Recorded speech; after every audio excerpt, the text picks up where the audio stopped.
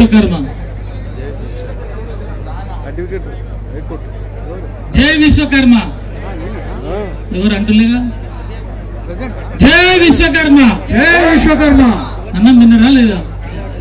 తిన్నాళ్ళు అయితేనండి. జై విశ్వకర్మ, జై విశ్వకర్మ. ఈనాటి విశ్వకర్మ యజ్ఞ మహోత్సవానికి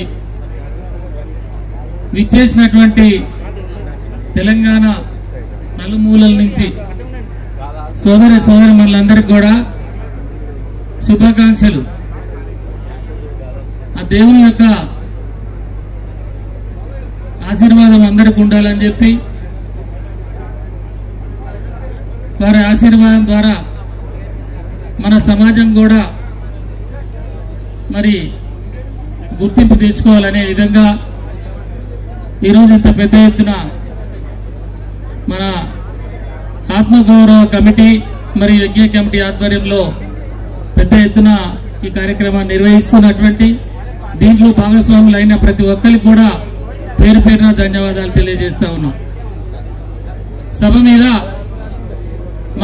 మన జాతికి సంబంధించినటువంటి నాయకులు సిరికొండ మధుసూదనాచారి గారు ఇప్పుడు కౌన్సిల్లో ప్రతిపక్ష నాయకుడిగా ఈ మధ్యనే ఎన్నికయ్యారు. వారికి ఈ సందర్భంగా మనందరం కూడా వారికి శుభాకాంక్షలు తెలియజేయాలని చప్పట్ల ద్వారా, అదేవిధంగా నేషనల్లో బీసీ కమిషన్ సభ్యుడిగా చేస్తూ మన సమాజం నుంచి మన సమాజానికి వన్నె తెచ్చే విధంగా 5 సార్లు 6 సార్లు పోటీ చేసి అలిసిపోయి ఓడిపోయినా గెలుస్తా అని చెప్పి ఈరోజు మన ముందు ఈ సభలో ఉన్నటువంటి ఆచార్యన్న గారికి,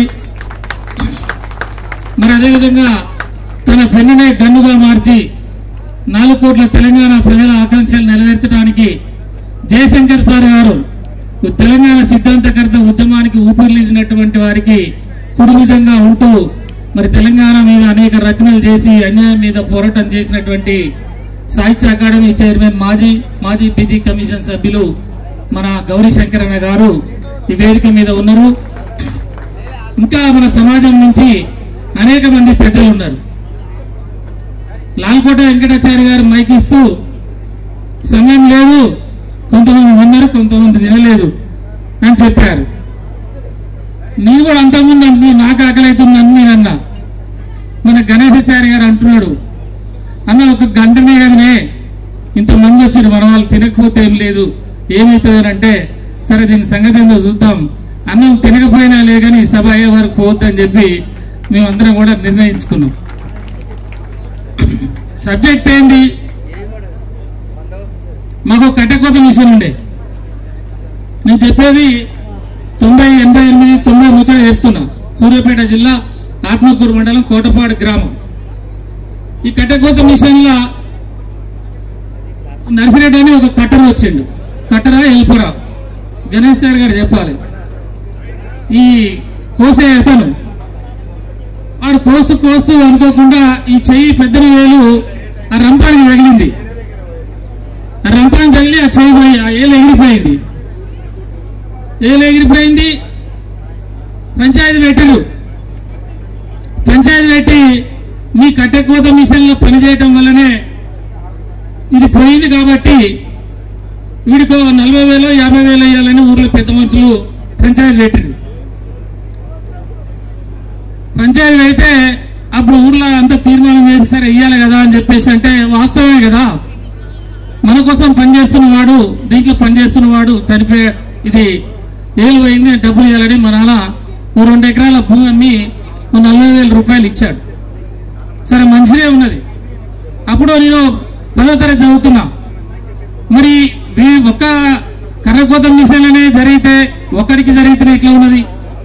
మరి రాష్ట్రం మొత్తం దువ్వడ మిషన్లు ఉన్నాయి, కట్టెకోత మిషన్లు ఉన్నాయి, మరి బంగారం పనిచేసే వాళ్ళు ఉన్నారు, శిల్పులు ఉన్నారు, కంచరి వాళ్ళు ఉన్నారు. మనం చేసేదే చేయితో పని. ఆ చేయితో పని చేసే సందర్భంలో టెక్నాలజీని తెచ్చుకున్నాం, కొంచెం పనిచేయాలని చెప్పి, ఇంకే తొందరగా పనిచేయాలని. మరి ఆ దాంట్లో భాగంగా ఇట్లాంటి ఇబ్బందులు జరుగుతున్నాయి. మరి ఇప్పుడు ఈయనకంటే 2 ఎకరాలు ఉన్నది కాబట్టి అన్ని ఇచ్చిండు. మరి లేని వాళ్ళ పరిస్థితి ఏంటి? ఇయ్యలేకపోతే ఆయన కుటుంబం ఏం కావాలి? అలా తరగతి విద్యార్థిగా ఆలోచన చేసి ఈ పేపర్ చదువుతున్నప్పుడు మాకు ఈ పేపర్లో పేరు వచ్చేది వేణుగోపాలాచారి అని చెప్పి అప్పుడప్పుడు ఈ పేరు వినపడుతుండేది. నాకు తెలియక వేణుగోపాలాచారి అంటే మన చార్యని చెప్పి మిమ్మల్ని అడ్రస్ దొరకబట్టి, అయ్యా మాకు ఇట్లా పనిచేస్తున్నప్పుడు నష్టం జరిగితే నష్టపరిహారం కావాలి, మరి కరెంట్ ఇవ్వాలి, మరి ఇంకా కొన్ని డిమాండ్స్ తోటి ఇన్సూరెన్స్ కావాలి, మా వాళ్ళు పెద్ద ఎత్తున ఇబ్బందులు పడుతున్నారు అని చెప్పి ఆనాటి కేంద్ర మంత్రి ఏమో ఉంటే ఆయనకు ఉత్తరం రాస్తే 15-20 రోజుల తర్వాత మళ్ళీ నాకు ఆన్సర్ వచ్చింది. నువ్వు చాలా మంచిగా రాసినావు, విశ్వకర్మల బతుకుల్లో ఈ సమస్య ఉంది, వాళ్ళకు ఉచిత కరెంటు కావాలి, వాళ్ళకి ఇన్సూరెన్స్ కావాలి, వాళ్ళు ఎవరైనా గాయపడితే వాళ్ళ కుటుంబం ఆగిపోతుంది, నష్టపరిహారం కావాలి, ఇలాంటి సమస్యలన్నీ రాస్తూ చాలా బాగా రాసినావు తమ్మి. కానీ ఒక విషయం కింద ఏంటంటే నువ్వు అనుకున్నట్టు మీ విశ్వకర్మచారిని కాదు అన్నాడు. కానీ ఒక మాట చెప్పిండు వాళ్ళ, సరే నేను విశ్వకర్మచారిని కాకపోయినా విశ్వకర్మ సమాజం గురించి బ్రహ్మాండంగా రాసినావు తమ్మి, నేను ఇన్స్పైర్ అయినా ఈ సమస్యలన్నీ నేను పార్లమెంట్ లో మాట్లాడతా అని చెప్పి ఆయన రాయటం జరిగింది. ఇవన్నీ ఎందుకు చెప్తున్నామంటే నాటి నుంచి నేటి వరకు కూడా ఆ సమస్యలు అట్లనే ఉన్నాయి. తర్వాత మసూదాచారి గారి పేరు చూసేటోని, ఆ తర్వాత ఆచార్య గారి పేరు చూసేటోని, ఆ తర్వాత జయశంకర్ సార్ పేరు చూసేటోని, తర్వాత హైదరాబాద్ చేరినాం, హైదరాబాద్ లా స్టూడెంట్ వచ్చాం. లా స్టూడెంట్ వచ్చినప్పుడు ఈ అక్కడక్కడ మీటింగ్లు జరుగుతున్నప్పుడు నేను ఒక ఆ విశ్వబ్రహ్మణ్యం మీటింగ్లకు అటెండ్ అయ్యామని ఎక్కడుంటే అక్కడ మా దాసోజు గోవర్ధనాచారి గారు, వారి మిసెస్ ప్రభావతి గారు, వీళ్ళు స్పీచ్లు ఇచ్చేవాళ్ళు. ఇట్లనే స్టేజ్ మీద కూర్చొని నేను అక్కడ కూర్చొని వాళ్ళు, ఆమె ఒకటే మాట చెప్పేది, పెద్ద ఆమె ఎక్కడుందో ఏమో చనిపోయి కానీ యాది చేసుకోవాల్సిన సందర్భం ఉంది.